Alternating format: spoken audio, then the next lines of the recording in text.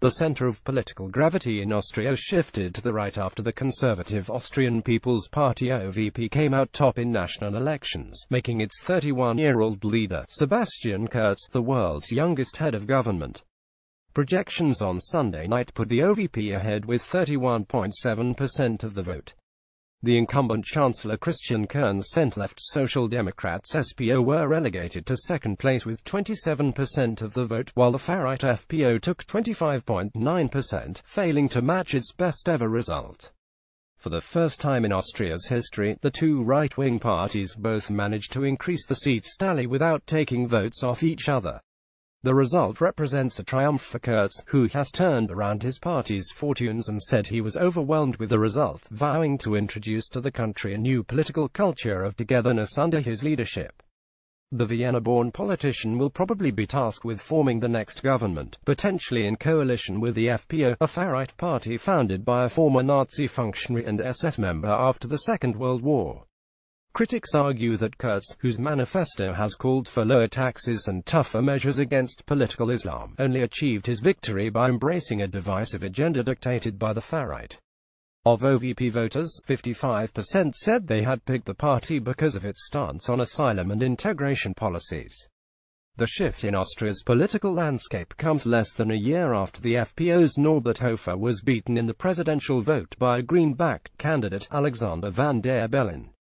Kern called elections in May after months of deadlock over policy disputes between the SPO and OVP, which have jointly governed Austria in a grand coalition for the last decade. While Sunday's result would mathematically allow a continuation of the coalition, the election campaign has not just seen Kurz's People's Party drift to the right but sparked an increasingly ugly war of words between the former allies, intensified by allegations of dirty campaigning. Any rapprochement between the two parties would require deft diplomacy and could undermine Kurz's platform for change. Kern, a former head of Austria's state-run railway operator who took over as Chancellor in May 2016, has previously indicated that he would prefer to go into opposition if his party came second. On Sunday, he stated that he expected Kurz to quickly come to a coalition agreement with the FPO. Sebastian Kurz arrives for a TV interview in Vienna, Austria on 15 October 2017. Photograph Christian Bruni-Plany. The Centre Party has categorically ruled out a coalition with the far-right FPO, which formed a government with the SPO in 1983 and the OVP in 2000, a move that was met at the time with outrage and economic sanctions from Israel and several EU member states. Under its leader, Heinz-Christian Streeck, who took charge of the FPO after a split in 2005, it switched from a broader anti-immigration message to more targeted anti-Islam rhetoric. In a recent TV debate, Streeck called for Austria to join the Visegrad group of Central European states whose borders overlap with the 19th-century Austro-Hungarian Empire.